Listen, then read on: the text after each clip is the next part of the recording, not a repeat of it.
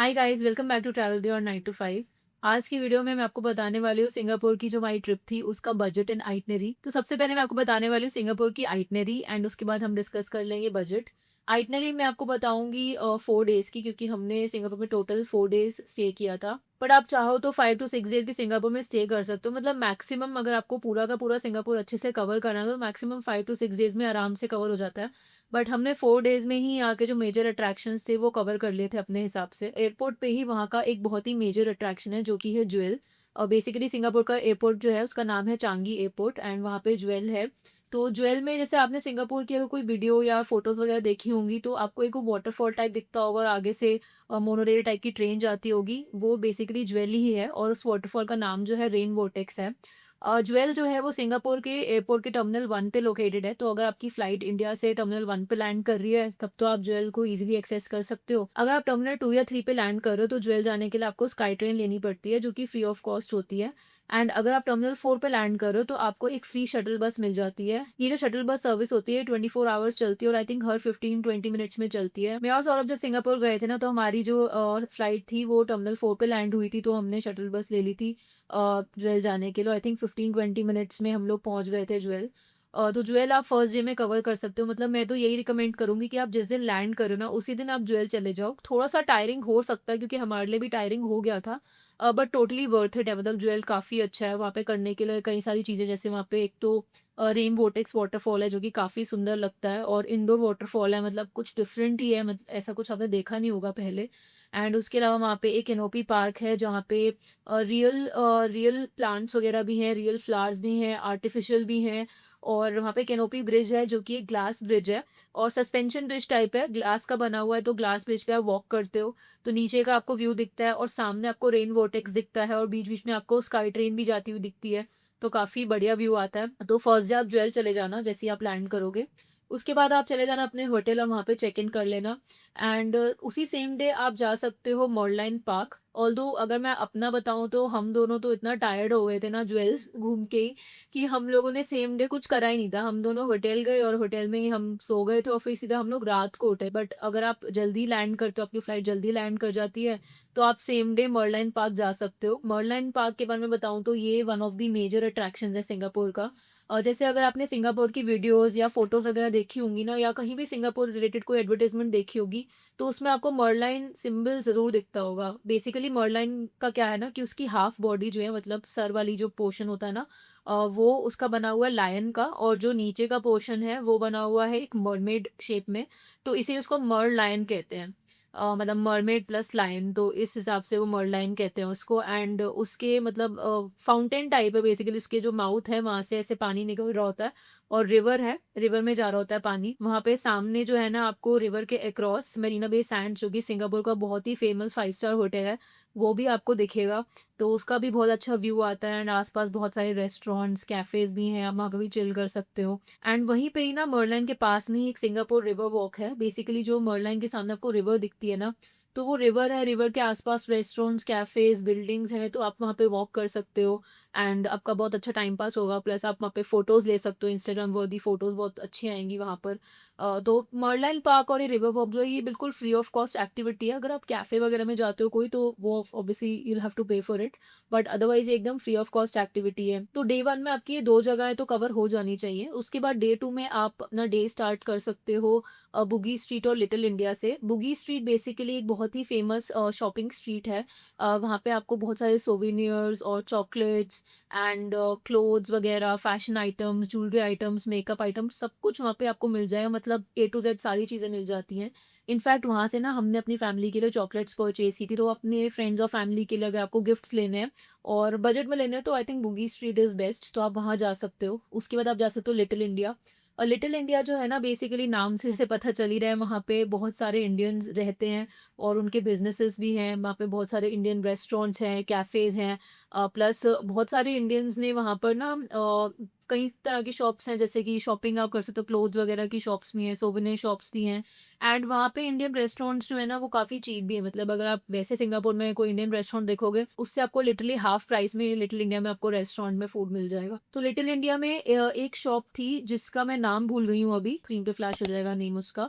जहाँ से आप इलेक्ट्रॉनिक आइटम्स ले सकते हो। ऑल्दो वहाँ पे कई सारी शॉप्स हैं इलेक्ट्रॉनिक आइटम्स की, बट वो जो शॉप है ना वो ट्रस्टेड है, बिकॉज़ मेरे एक फैमिली मेंबर ने भी वहाँ से पहले इलेक्ट्रॉनिक आइटम्स परचेज़ किए थे, और मैंने पर्सनली मतलब मैंने और सौरभ ने पर्सनली वहाँ से मैकबुक परचेज़ किया था। तो उस शॉप पे ना आपको सैमसंग के जो हाई एंड फ़ोन्स होते हैं एंड एप्पल के जो प्रोडक्ट्स होते हैं वो आपको अच्छे प्राइसेज़ में मिल जाते हैं। मतलब इंडिया से अगर आप कंपेयर करोगे तो आपको बहुत अच्छी डील्स मिल जाती हैं। तो उस टाइम पे हमने वहाँ से मैकबुक ली थी और काफ़ी अच्छी डील में ली थी। एक चीज़ होती है, अगर आप कैश पे करते हो तब तो कोई एक्स्ट्रा चार्जेस नहीं होते, बट अगर आप कार्ड से पेमेंट कर दो तो 2 to 3% आपको एक्स्ट्रा चार्जेस पे करने पड़ते हैं। तो हमने तो कार्ड से ही किया था। उसके बाद आप जा सकते हो garden by the bay. Garden by the bay जो है ना बेसिकली एक आर्टिफिशियल ही अट्रैक्शन है। वहाँ पे बेसिकली फ्लावर डोम है, क्लाउड फॉरेस्ट, ऐसी कई सारी चीजें हैं।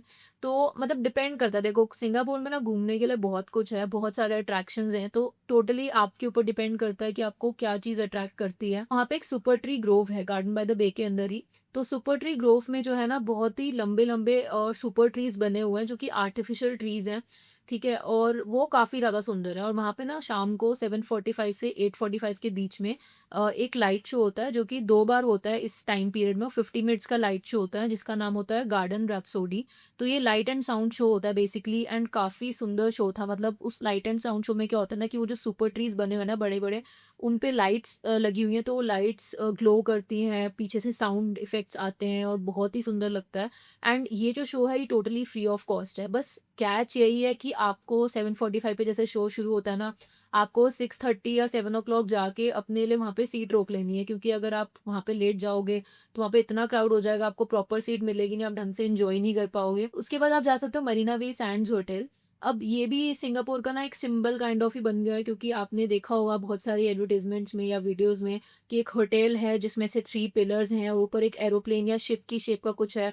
तो वो बेसिकली सिंगापुर का बहुत ही फेमस 5 स्टार होटल है। सो मरीना बे सैंड्स होटल जो है ना, वहाँ का जो ऑब्जर्वेशन डेक है उधर से आपको पूरा सिंगापुर का बहुत ही ब्यूटीफुल व्यू आता है। तो ये जो ऑब्जर्वेशन डेक है ये 57th फ्लोर पे है होटल के, एंड इसके लिए एक एंट्री टिकट होती है, और 2 तरह की टिकट्स आपको मिलती हैं, या तो आप बिफोर 4 पीएम जा सकते हो या फिर आफ्टर 5 पीएम जा सकते हो। तो बिफोर 4 पीएम की जो टिकट होती है वो आई थिंक अराउंड 2400 होती है पर पर्सन, एंड आफ्टर 5 पीएम की आई थिंक 2800 की होती है पर पर्सन। मैं यहाँ पे क्यूआर कोड लगा दूँगी। अगर आप किस क्यूआर से बुक करोगे तो ऑफ कोर्स आपको भी डिस्काउंट मिलेगा और हमारी भी हेल्प हो जाएगी। तो ये सब अट्रैक्शंस घूमते-घूमते ऑब्वियसली रात हो जाएगी, तो फिर नाइट लाइफ एन्जॉय करने के लिए आप जा सकते हो क्लाके क्वे। क्लाके क्वे बेसिकली जो है ना एक नाइट लाइफ के लिए ही एक जगह है सिंगापुर में, जहाँ पे बहुत सारे रेस्टोरेंट्स एंड बार्स हैं और लाइव म्यूजिक भी होता है वहाँ पे रेस्टोरेंट्स में। तो आप क्लाके क्वे में नाइट लाइफ एन्जॉय कर सकते हो। आपको अच्छा-अच्छा फूड भी आप एन्जॉय कर सकते हो, एंड वहाँ पे एक रिवर क्रूज़ होता है। बेसिकली एक बम बोट, एक डिफरेंट टाइप की बोट होती है, उसका रिवर क्रूज़ वहाँ पे होता है। तो रिवर क्रूज़ में मतलब 2 ऑप्शंस होते हैं, तो आप डिनर इंक्लूड कर सकते हो, या अगर नहीं इंक्लूड करना है तो वो भी चलेगा। अगर डिनर इंक्लूड करोगे तो आई थिंक 4000 समथिंग की टिकट है पर पर्सन, और अगर आप नहीं इंक्लूड करो तो 2000 प्लस टिकट है। अब आता है डे 3। डे 3 में आपको जाना है सबसे पहले हाजी लेन। हाजी लेन जो है ना वो सिंगापुर की बहुत ही फेमस लेन है, जहाँ पे आपको बहुत ही पुरानी टाइप की ग्राफ़िटी देखने को मिलेगी, एंड बिल्कुल मिडल ईस्टर्न वाइब्स वहाँ पे आती हैं। वहाँ पे आपको कई सारे रेस्टोरेंट्स और कैफ़ेज़ भी मिल जाएँगे, जहाँ पे आपको मिडल ईस्टर्न क्विज़ीन का खाना मिलेगा, तो आप वहाँ जा सकते हो। प्लस वहाँ पे आपको बहुत ही डिफरेंट टाइप के सोवेनिर्स वगैरह भी मिल जाएँगे, जो कि मतलब मिडल ईस्टर्न वाइब्स आपको टोटली देंगे। तो हाजी लेन में एक मॉस्क भी है जिसका नाम है सुल्तान मॉस्क, वो भी काफ़ी फेमस है एंड काफ़ी ब्यूटीफुल है। मतलब ओवरऑल जो स्ट्रीट है ना काफ़ी अच्छी है। वहाँ पे एक बेकरी भी थी, उसका नाम मैं भूल गई हूँ, बट मैंने अपनी वीडियो में दिखाया, वो जो मैंने हाजी दी मेरी वीडियो डाली है ना, अगर आपको वीडियो देखनी है तो उसका लिंक यहाँ पे आ जाएगा, तो आप आई बटन पे प्रेस कर देना। उसके बाद आप जा सकते हो फिर सेंटोसा आइलैंड। सेंटोसा आइलैंड में तो करने के लिए मतलब बहुत सारी एक्टिविटीज़ हैं, मैं काउंट भी नहीं कर सकती हूँ फिंगर्स पे, इतनी सारी एक्टिविटीज़ हैं। सेंटोसा हम लोग गए थे तो मुझे स्काई हेलिक्स बहुत पसंद आ रहा था, तो इसलिए हम लोग स्काई हेलिक्स पे चले गए थे। और स्काई हेलिक्स की टिकट जो है वो 1000 रुपीज़ से 1300 रुपीज़ तक होती है, और पर पर्सन टिकट है ये बेसिकली। एंड उसमें क्या होता है ना कि आपको एक फ्री ड्रिंक भी मिलती है, जिसमें आप कोई जूस या कोल्ड ड्रिंक, जैसे मतलब कैन वाला जो कोल्ड ड्रिंक होती है ना वो आप ले सकते हो। एंड स्काई हेलिक्स में क्या होता है ना कि आपको एक रेस्टोरेंट मतलब ऐसे सर्कल टाइप होता है, उसमें सीट्स लगे होते हैं, आपको बिठा देते हैं, फिर वो धीरे-धीरे करके ऊपर जाता है एंड काफ़ी हाइट तक चला जाता है, और आपको सिंगापुर का बहुत अच्छा व्यू आता है, सेंटोसा आइलैंड का बहुत अच्छा व्यू आता है। सामने इनफैक्ट कुछ फेंट माउंटेन्स दिखते हैं जो कि इंडोनेशिया के किसी आइलैंड के माउंटेन जैसे हमें बताया था जो हमारे एक उसमें गाइड थे ना। मतलब एक गाइड भी आपके साथ ऊपर जाता है, और वो आपकी बहुत अच्छी-अच्छी फ़ोटोज़ और वीडियोज़ भी ले लेते हैं, तो वो एक प्लस पॉइंट था। फिर उसके बाद हमने जो नेक्स्ट एक्टिविटी करी थी वो थी जॉइंट स्विंग। तो जॉइंट स्विंग में क्या था कि 12th या 13th फ्लोर तक आपको ऐसे ऊपर लेके जाएँगे। आपको बस ड्रॉप कर देते हैं, हार्नेस पहना के लिए ड्रॉप करते हो और फिर आप स्विंग करते रहते हो थोड़ी देर तक। जायंट स्विंग जो है ये बेसिकली एक एडवेंचर एक्टिविटी है और हमने जायंट स्विंग किया था स्काई पार्क सेंटोसा में, मतलब जो डेजिग्नेटेड कंपनी है जो करवाती है उसका नाम स्काई पार्क सेंटोसा है। तो जायंट स्विंग की करंटली मैंने टिकट प्राइस चेक किया तो 5000 पर पर्सन आ रहा है, बट जब हम लोग गए थे ना तो टिकट प्राइस थोड़ा कम था या कोई डील थी क्लूक पे, तो हमें आई थिंक 62-6400 में 2 लोगों की टिकट मिल गई थी, बट हमने कुछ एक्स्ट्रा अमाउंट पे किया था वीडियो लेने के लिए। वहाँ पे ना ऑप्शन होता है कि आपको बेसिकली वो क्या करते हैं जब आप जायंट स्विंग पे जाते हो, तो अगर आप 2 लोग जा रहे हो तो किसी एक के हैंड पे ना ऐसे GoPro लगा देते हैं एंड फिर उससे जो आपकी फुटेज आती है ना वो आप परचेज़ कर सकते हो। उसकी कुछ एडिशनल कॉस्ट थी जो अभी मुझे याद नहीं आ रही है, बट यहाँ पे फ्लैश हो जाएगी। फिर वहाँ पे सिलोसो बीच है जो कि काफ़ी फेमस है, वहाँ पे हमने काफ़ी देर चिल किया। एंड सेंटोसा में कई सारे बीच कैफ़ेज़, बीच रेस्टोरेंट्स हैं, वहाँ पे आप चिल कर सकते हो। तो आपका मतलब आप लगा लो कि मोर देन हाफ डे आप अपना सेंटोसा में स्पेंड कर सकते हो। एंड सेंटोसा में शटल बसेस भी चलती हैं जो आपको जो है ना मोनोरेल के जो स्टेशन है वहाँ पे आपको फ्री ऑफ कॉस्ट पहुँचा देते हैं, वो एक बहुत बढ़िया चीज़ है। सेंटोसा में अगर मैं आपको बताऊँ ना तो वहाँ के जो रेस्टोरेंट्स हैं वो काफ़ी एक्सपेंसिव हैं, तो अगर आप थोड़ा-सा टाइट बजट पे हो तो आई विल रिकमेंड कि वहाँ पे ना 7-Eleven है। आप 7-Eleven में जाओगे, आपको वहाँ पे वेजिटेरियन, नॉन वेजिटेरियन दोनों तरह का फूड मिल जाए। जैसे यहाँ पे ना बॉक्सेस होते हैं, मील बॉक्सेस जिसमें राइस प्लस येलो दाल भी मिल जाती है, राइस प्लस चिकन मिल जाता है, आप वो परचेज़ कर सकते हो। अब डे 4 में हम लोग गए थे सिंगापुर के लास्ट और सबसे मोस्ट इम्पोर्टेंट और बेस्ट अट्रैक्शन पे जो कि है यूनिवर्सल स्टूडियो सिंगापुर। तो यूनिवर्सल स्टूडियो जाना तो मतलब मेरा और सौरभ का, हम दोनों का ही चाइल्डहुड ड्रीम था आप कह सकते हो। मेरी तो बकेट लिस्ट में था कि बड़े होने के बाद ना जब फॉरेन कंट्री जाऊँगी किसी, सबसे पहले यूनिवर्सल स्टूडियो जाऊँगी। सबसे पहले तो मैं नहीं गई, मैं चौथी 5वीं कंट्री थी मेरी सिंगापुर। तारक मेहता का उल्टा चश्मा बचपन में देखते होते थे, तो उसमें वो लोग गए थे ना, जेठालाल और उसकी फैमिली गए थे सिंगापुर गए थे, तो वो लोग यूनिवर्सल स्टूडियो गए थे। तो तब से ड्रीम था कि ये यूनिवर्सल स्टूडियो को जो ग्लोब है ना जो धीरे-धीरे से घूमता है, वो ज़रूर देखना है। आपको फुल डे यूनिवर्सल स्टूडियो के लिए ही रखना पड़ेगा। मतलब अगर आप सिंगापुर की आइटनरी जब भी बनाओगे, आपको 1 दिन तो डेडिकेट करना पड़ेगा यूनिवर्सल स्टूडियो को। वहाँ पे करने के लिए बहुत कुछ है, तो पूरा दिन आपका वहाँ पे जाता है।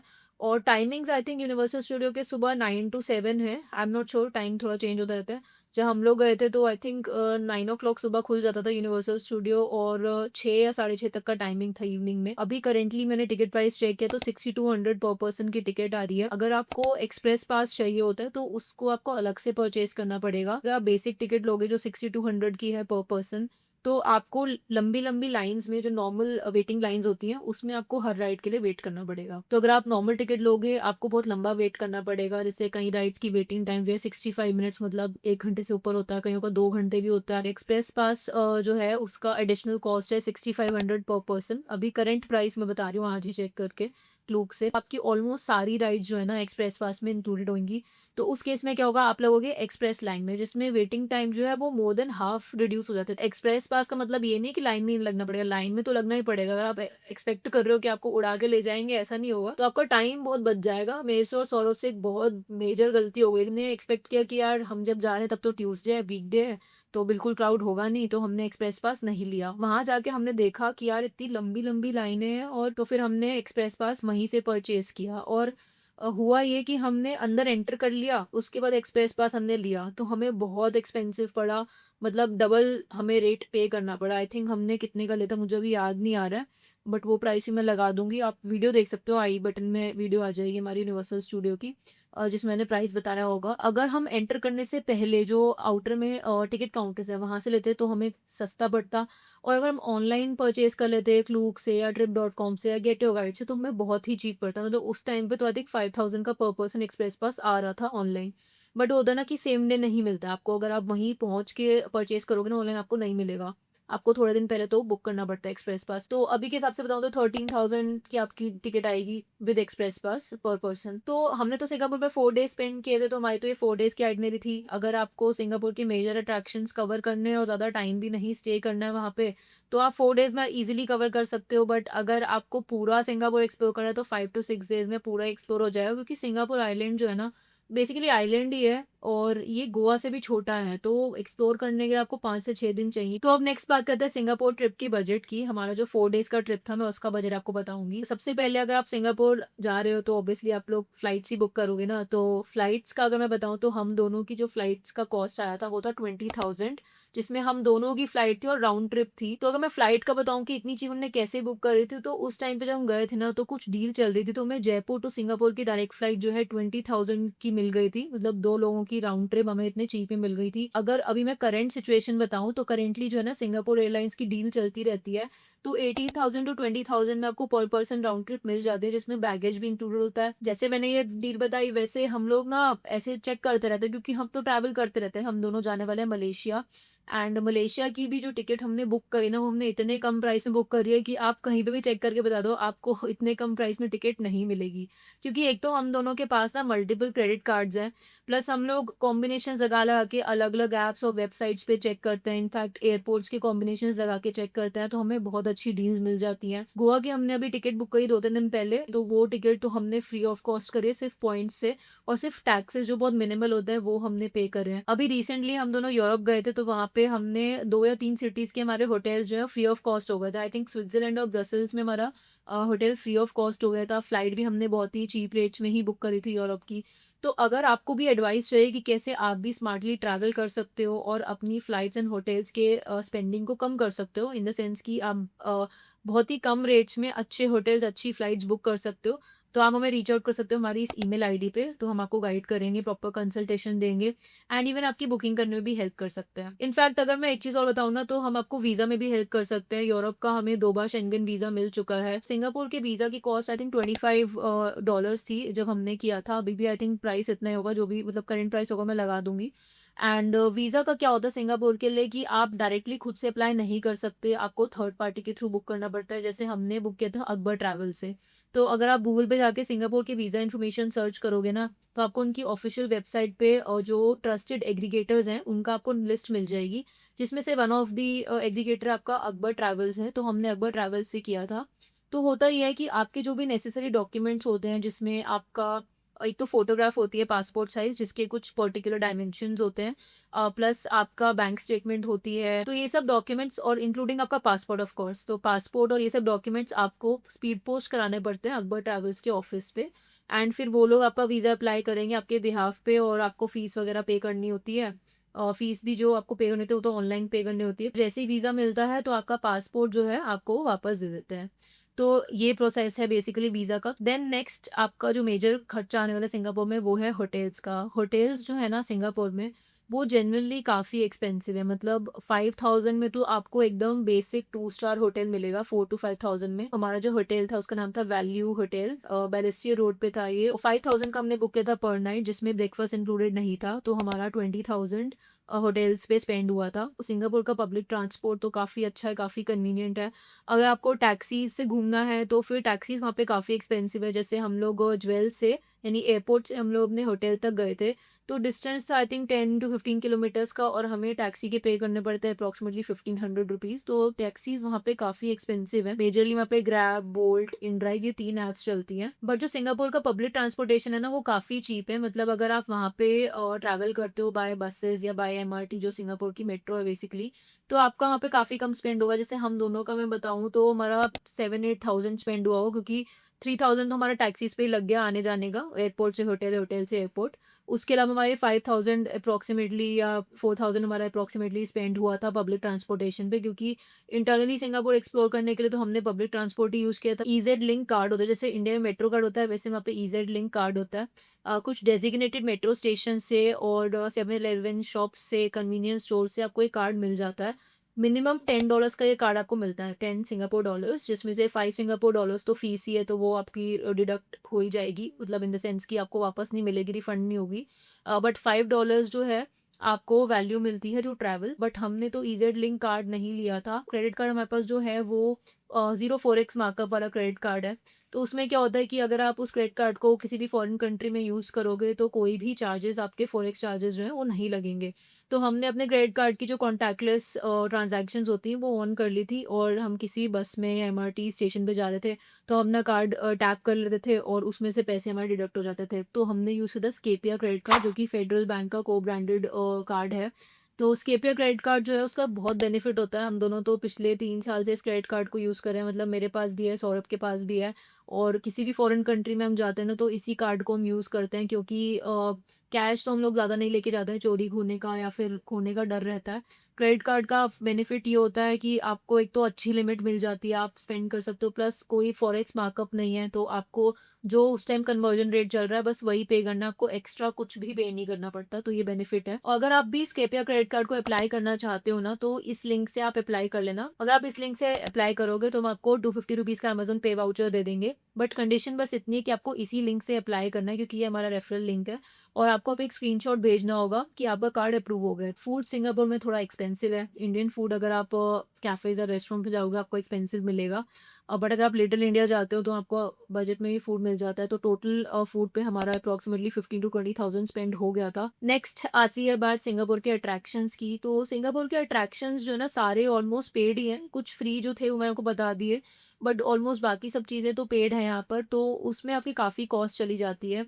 एंड यहाँ पे ना इतने सारे अट्रैक्शंस हैं, तो आपका जो भी बजट है उसके हिसाब से आप प्लान कर सकते हो आपको कहाँ-कहाँ जाना है। हमारा टोटल आई थिंक 40,000 हम दोनों का स्पेंड हो गया था सिंगापुर के अट्रैक्शंस में। अपनी कन्वीनियंस के हिसाब से, अपने बजट के हिसाब से, या जो भी आपको चीज़ें अट्रैक्ट करती हैं उस हिसाब से आप क्लू कैब पे जा सकते हो। और ये कुछ भी स्पॉन्सर्ड नहीं है, क्लू कैब हमें स्पॉन्सर नहीं कर रहा है। आई विश कभी करे स्पॉन्सर, बट अभी तो नहीं कर रही है ऑफ कोर्स। एंड इसके अलावा कुछ मिसलेनियस खर्चा जैसे हो जाता है इधर-उधर, तो उसमें हमारे लग गए होंगे 15,000 अप्रॉक्सिमेटली। तो अगर अब मैं सम अप कर देती हूँ, तो सबसे पहले 20,000 हमारा लगा फ्लाइट्स का, फिर 20,000 हमारा होटल्स का, तो ये 40,000 हो गया, प्लस 20,000 हमारा फूड का लगा, 60,000। देन 40,000 अट्रैक्शंस का लगा हमारा, तो हो जाएगा 1,00,000 रुपीज़। देन ट्रांसपोर्टेशन और मिसलेनियस स्पेंडिंग मिला के, और प्लस वीज़ा का भी मैं इंक्लूड कर दूँ अगर उसमें, तो 20,000 और लग गया था। तो टोटल हमारा दोनों लोगों का स्पेंड हुआ था 1,20,000 इन 4 डेज़। इसके अलावा अगर मैं इसमें इंक्लूड कर दूँ मैकबुक, तो हमने 90,000 समथिंग की मैकबुक ली थी। तो अगर मैं उसको भी ऐड कर दूँगी तो 2,10,000 का बजट हो जाएगा। बट ऑफ कोर्स अब वो तो आपके ऊपर डिपेंड करता है आप कोई गैजेट परचेज़ करते हो कि नहीं। आप इतने बजट में भी सिंगापुर कवर कर सकते हो, बट बस एक ही डिफ़रेंस है कि जो हम दोनों गए थे ना, तो हमें फ्लाइट पे बहुत अच्छी डील मिल गई थी। हमारे वहाँ पे काफ़ी स्पेंडिंग हमारी कम हुई थी। तो वहाँ पे हमारे पैसे बच गए थे। अगर अब आप जाओगे तो आपको 36,000 टू 40,000 की फ्लाइट मिलेगी, तो वो आप इस बजट में ऐड ऑन कर सकते हो। तो मिनिमम आई थिंक सिंगापुर में आपका 1,40,000 तक तो स्पेंड होगा ही होगा। अगर आपको इससे कम में करना है सिंगापुर, तो आप हमें कंसल्ट कर सकते हो हमारी इस ईमेल आईडी पे। हम आपको चीप में फ्लाइट्स अगर मिल रही होंगी, कोई भी डील अच्छी आ रही होगी, तो हम आपको चीप में फ्लाइट्स भी दिलवा सकते हैं। आपकी हेल्प भी कर सकते हैं बुकिंग में, प्लस हम आपको पूरी गाइडेंस दे सकते हैं कि आप कैसे अच्छे बजट में, मतलब एक नॉर्मल बजट में आप होटल्स, फ्लाइट्स बुक कर सकते हो, और वीज़ा के लिए मैं आपको गाइडेंस दे सकते हैं। तो अभी फ़िलहाल बहुत सारी वीडियोज़ आने वाली हैं। सिंगापुर के बाद भी हम कुछ कंट्रीज़ ट्रैवल कर चुके हैं, और अभी भी हमारे प्लान्स फ्यूचर के ट्रैवल के बने ही हुए हैं। तो वीडियोज़ तो आती रहेंगी चैनल पे। तो प्लीज़ आप हमारे चैनल को सपोर्ट करना, वीडियो को लाइक कर देना, शेयर कर देना, एंड चैनल को ज़रूर सब्सक्राइब कर देना। मिलते हैं नेक्स्ट सीरीज़ में।